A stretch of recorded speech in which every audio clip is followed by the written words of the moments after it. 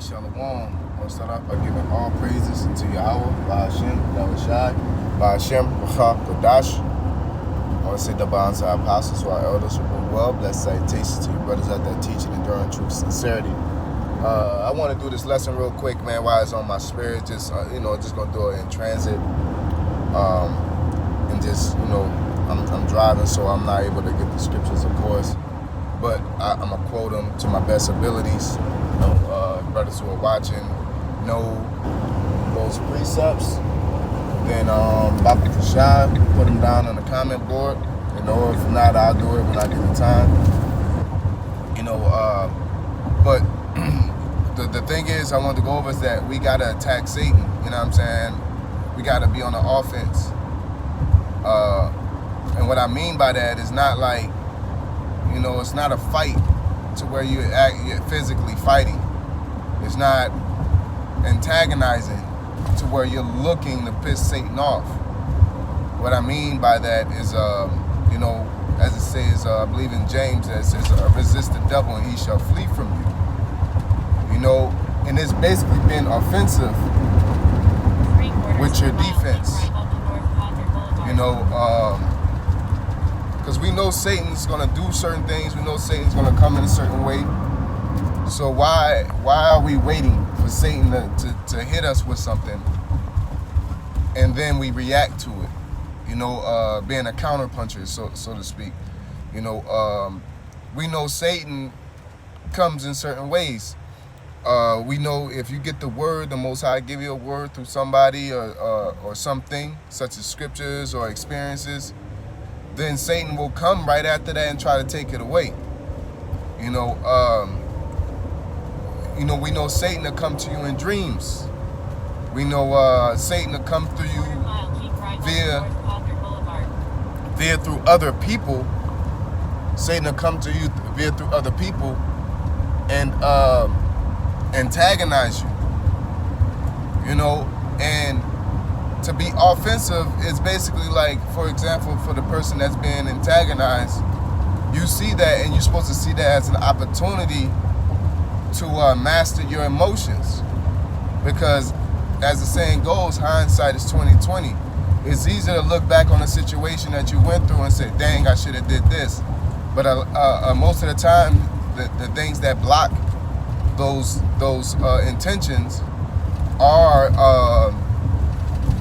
emotions. So somebody could make you mad.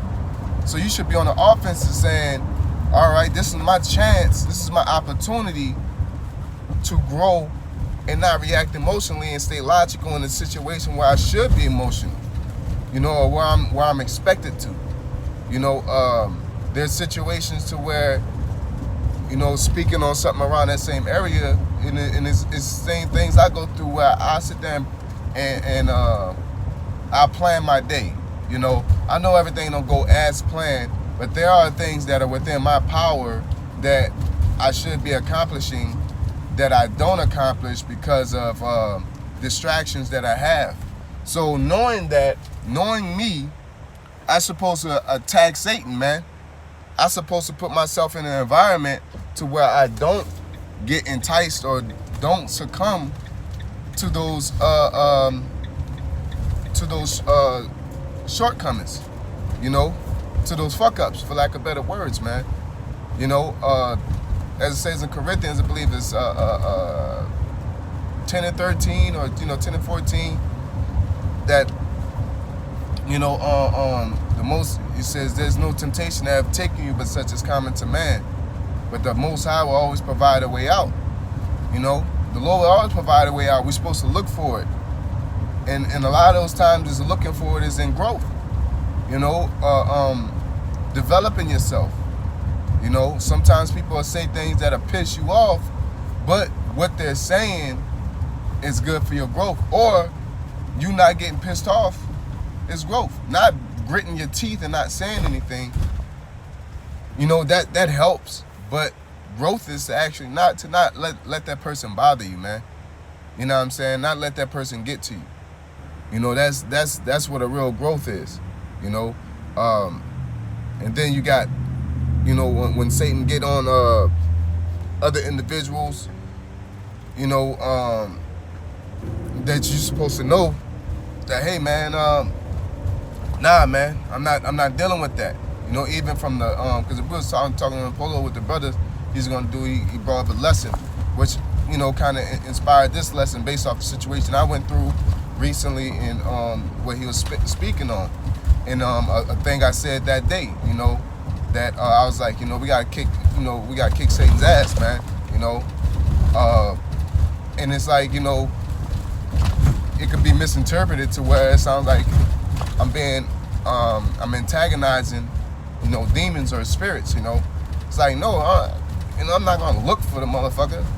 You know, I'm not gonna look for trouble, but through spiritual and scriptural experience and knowledge and wisdom, I know when trouble's gonna come. You see, right before you go to bed, you know, praying, that's being offensive. You know, when you wake up, being offensive, praying about your day, praying, you know, as Apostle Ricard, you know, told me a while ago, that we gotta, you know, you get in the car, you gotta pray, because you don't know what's gonna happen. Like, you gotta be offensive instead of waiting and then you get in a wreck or something and then you're praying that the Most High deliver you out of that situation. Be offensive and pray before. You know, that's what that's what I mean. And there's many other areas, instead of, you know, always saying, oh man, Satan, you know, Satan, like, we know he gonna do what he do. Why don't we act first instead of waiting for him?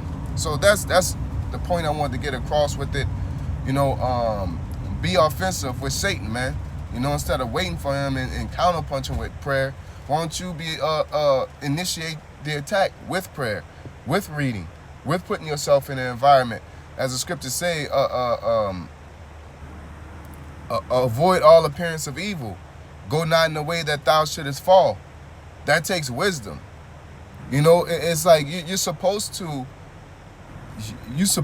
pray when something happens. You're supposed to read when you need to know something. But it's a whole different level of thinking to do it before you realize that need or necessity.